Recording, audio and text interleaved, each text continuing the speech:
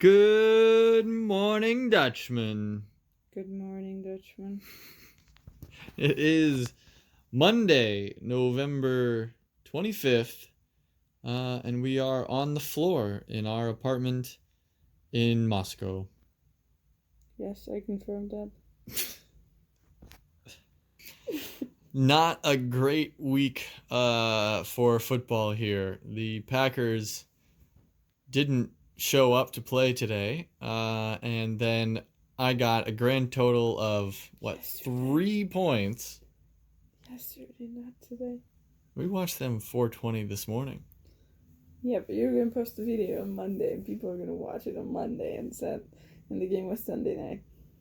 Yeah, but they understand that I'm in Russia. Do they? Yeah, that's why I start the video with. Yeah, but you record a video for them, not for you. See, the viewers shouldn't think too much. You should do everything for the viewers, not for yourself. Oi. Not been a great weekend for football. The Packers didn't show up to play the 49ers. Sunday. That was yesterday.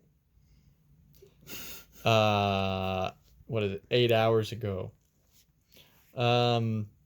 And Amari Cooper, Emmanuel Sanders, and Jimmy Graham got a grand total of 3.2 points in fantasy. So that sucks. Yeah. Anyway, let's take a look around the league. Starting off with me versus Squeak. As I mentioned, I got 3 players, got a grand total of 1.2, which does not help you get a win. So Squeak is going to take the win there. We might win the league-wide most points left on the bench. Had I played Kyle Allen, I would have won. But then again, had he played either of his 2 bench players, he would have definitely secured that victory. Looking at Turd Ferguson versus the Party Rages On. Once again, we can say thanks to Christian McCaffrey for helping Colin secure his 10th victory of the season. Tom Butler's got 2 guys left to go, but I doubt that Lamar Jackson and Mark Andrews will be able to make up the 60-point difference that they would need to give Tom his 6th win. So he'll be dropping with me to 5-7. Taking a look at Young Hoes versus Fueled by Jägermeister. Looks like Lou's going to take the win here. He's also up by 60 points.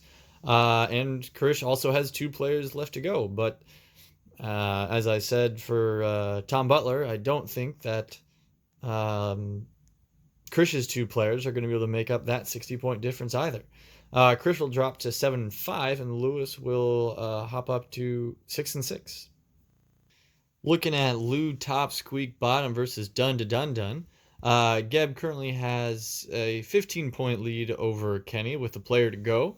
And Kenny also has a player to go. I don't think that Todd Gurley is going to be able to make up the 15-point difference and whatever Geb gets from his tight end. So we can probably call this one for Geb, who will be taking home his 9th win of the season. And Kenny will be dropping to 4-8. Looks like No Sleep Till Maryland has been able to keep Brett Favre's penis at arm's reach. Kurt currently has a 26-point lead over the James Conner duo, but they do have 2 players left to go in Cooper Kupp and the LA kicker, Zurline or something. Unlikely that they'll be able to make up the difference, but not impossible. Kurt's looking at his bench, wondering why Cole Beasley is still there, who probably would have sealed this victory for him. If Kurt manages to get out the win, he will go up to 9-3, and James and Connor will drop to 4-8. Looking at the Weasley Watch of the Week, we have the Park City Patrol versus Mr. Poopy Butthole. Semi is currently down by 17 points, but he does have 3 players to go. Robert Woods, the Baltimore D, and the Baltimore kicker. Tiller's got no one left, so he's just going to sit and watch and hope that the Rams walk all over Baltimore and not throw to Robert Woods. Tiller is currently sitting at 3-8, and Semi at 4-7.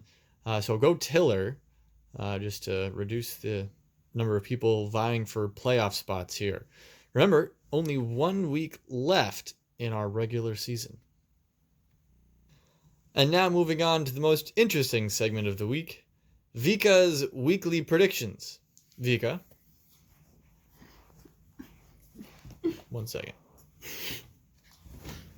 Hi. Hi. How do you feel about football this weekend?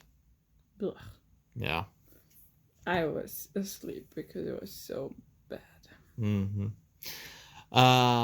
So Monday night, we have a big game, kind of exciting. The Baltimore Ravens against the LA Rams. Yeah. Any thoughts? While I was preparing for this video, I watched something that was very confusing because I didn't figure out which team was better. But I've learned some interesting things about Ravens offense. Mm-hmm. Right? Is that right? What did you learn? That they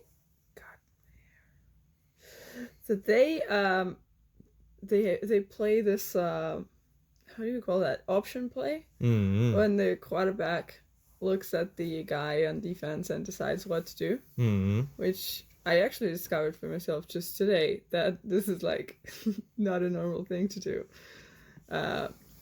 So I guess this is pretty cool because it makes them unpredictable, sort of. And I've also learned that there are a lot of players that are good on their team on the offense. So actually, when you play this option play, you literally have a lot of options. How fun! So, in general, no, I'm not gonna say that. Anyway, so I think because they have a lot of options on the when they're on the offense, and they can be that like various in their attacks. I would say they're gonna win. Also, their record is better. That's true. Yes, they're 8-2, and the other team is 6-4. So, yeah, I don't know. Let's say the Ravens are gonna win. Okay, and what about the game of the week? We have Semi versus Tiller. Semi with 3 players to go. I mean, let's say that Sammy's gonna make it, because if he doesn't, then those 3 players are just useless. Like, the players who can't make 18 points altogether, that would be weird. But, like, I mean, I looked at their stats. They're very... Why are you making this face? I had 3 players that together got 3.2 points. Oh, well, bad for you. What can I say? Your players suck then. Well, anyway, but I looked at the stats of those players. They're very unstable. So, I mean, who knows?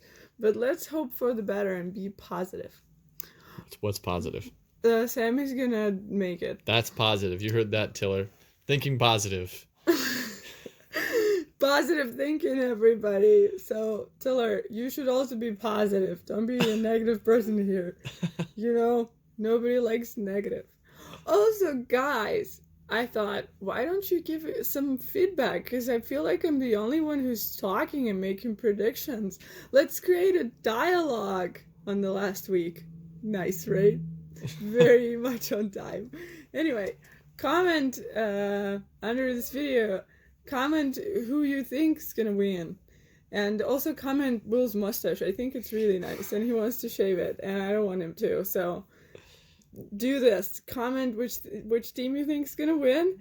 This next comment is if you're gonna think positive this week or not.